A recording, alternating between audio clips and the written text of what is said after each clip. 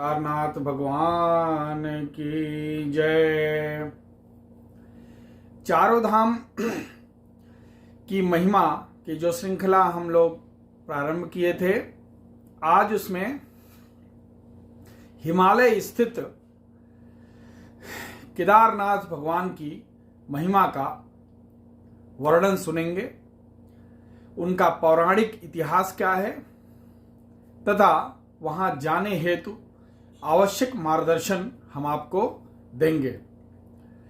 केदारनाथ धाम की महिमा शिव पुराण में लिखे हुए इस श्लोक से हम प्रारंभ करते हैं। महाद्रिपार्श्वे च तटे रमन्तं सम्पूज्यमानं सततं मुनीन्द्रै सुरासुरैर्यक्षमहोरगाद्यै केदारमीशं शिवमेकमीडे। जो महागिरि हिमालय के पास केदार सिंह के तट पर निवास करते हुए मुनीश्वरों के द्वारा पूजित होते हैं तथा देवता असुर यक्ष और महान सर्प आदि भी जिनकी पूजा करते हैं, उन एक कल्याणकारक भगवान श्री केदारनाथ का मैं स्तवन करता हूं। सभी भक्तों को नमस्कार। केदारनाथ धाम की महिमा शब्दों में तो बड़े से बड़े ऋषि मुनि भी संपूर्णतया बयान नहीं कर पाते। मैं तो बहुत ही तुच्छ और अज्ञानी व्यक्ति हूं।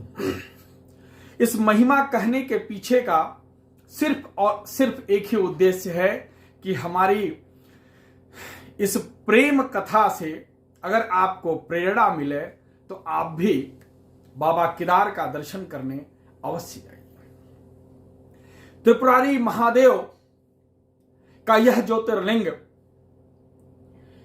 ऐसा अद्भुत है, आप इसका दर्शन करेंगे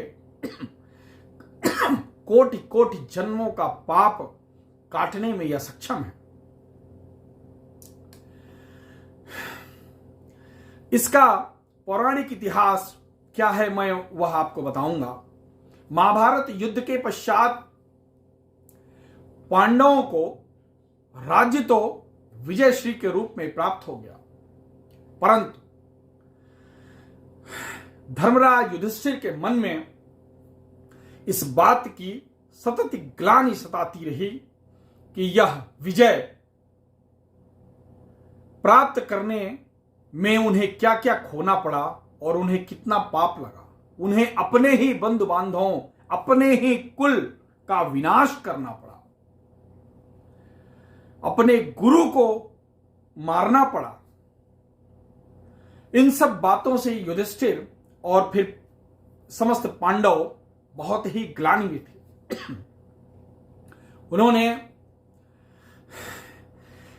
इस ग्लानि की चर्चा विद्वानों से की तो विद्वानों का मत था कि यह जो पाप है यह ब्रह्म हत्या के बराबर पाप लगा है। अपने कुल की, अपने पिता के समान लोगों की हत्या तो ब्रह्म हत्या में ही आएगी, गुरु की हत्या। इस पाप को काटने में त्रिपुरारी के अलावा इस समस्त सृष्टि में कोई संभव नहीं है जो इस पाप को काट सके। तो युधिष्ठिर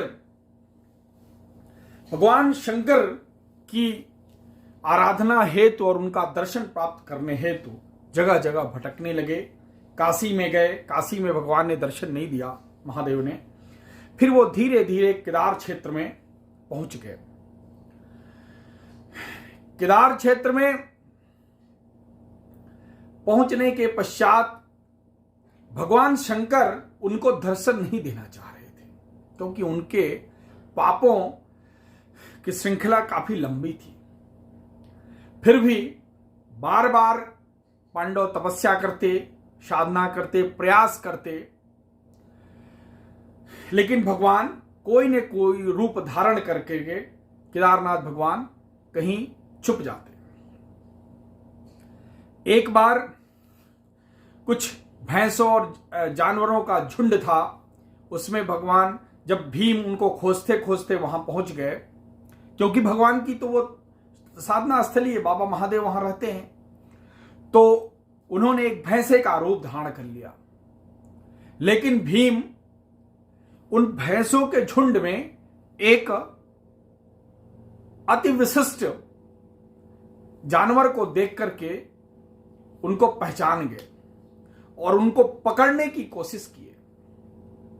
और जैसे पकड़ने की कोशिश किए वैसे ही महादेव उस भैंसे का रूप धारण करके लुप्त होने के प्रयास में आ गए और मात्र भैंसे की का पृष्ठभाग, पीठ वाला भाग ही भीम के हाथ में पकड़ में आया और वहीं पर वहीं भगवान जमीन में लुप्त प्राय हो गए। और मात्र जो भाग भैंसे का पीठ में पकड़ के आया था वही भाग रह गया वहां पर, बाकी लुप्त हो गया। भगवान वहीं पर जम गए और अंतर ध्यान हो गए। उस भैंस के अन्य भाग वहां और 4 केदारों के रूप में हैं। टोटल मिला के वहां 5 केदार बोला जाता है। इस प्रकार से केदारनाथ भगवान वहीं पर स्थित हो गए। एक और पौराणिक मान्यता के अनुसार नर और नारायण जो भगवान विष्णु की शक्ति से ही पैदा हुए थे, उन्होंने केदारनाथ स्थान पर अति घोर तपस्या की और उस घोर तपस्या से प्रसन्न होकर के महादेव वहां प्रकट हुए। तो नर और नारायण ने प्रार्थना किया कि हे भगवान, आप यहां अपने शक्ति पुंज ज्योतिर्लिंग के रूप में यहां पर अवस्थित होइए, जिससे मनुष्यों का दर्शन करके आपका कल्याण हो। इस प्रकार वहां भगवान केदारनाथ प्रकट हुए। भगवान केदारनाथ के प्रति भगवान शंकर का कितना स्नेह है, इसकी महिमा शिव पुराण में भगवान खुद माता पार्वती को बताते हुए भी कहते हैं।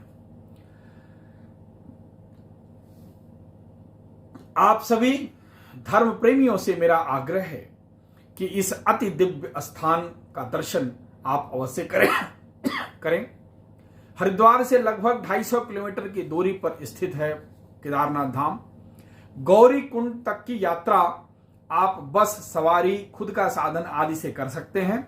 गौरी कुंड के बाद 14 किलोमीटर की यात्रा आपको पैदल करनी पड़ती है। जो लोग पैदल यात्रा करने में समर्थ नहीं है, घोड़े, खच्चर, पालकी आदि का सहयोग ले सकते हैं। हेलीकॉप्टर सुविधा भी है।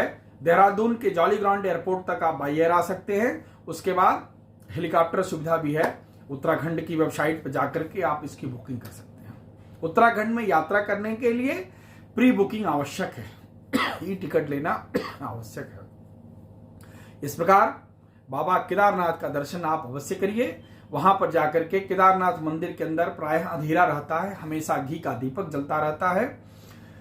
आप जो भी पूजन सामग्री लेके जाते हैं, बाबा केदार का जो स्वरूप वहां पर है, सामने एक और मूर्ति है, वहां पर आप चढ़ा सकते हैं और केदारनाथ भगवान के पृष्ठभाग पर घी का लेपन किया जाता है। सामने नंदी बैठ करके भगवान का दर्शन कर रहे हैं और नीचे मां गंगा मंदाकिनी रूप में बह रही हैं। इस अति दिव्य क्षेत्र में मनुष्य शरीर में आए हुए समस्त प्राणियों से मेरा अनुरोध है कि बाबा केदार का दर्शन एक बार अवश्य करें। नमस्कार।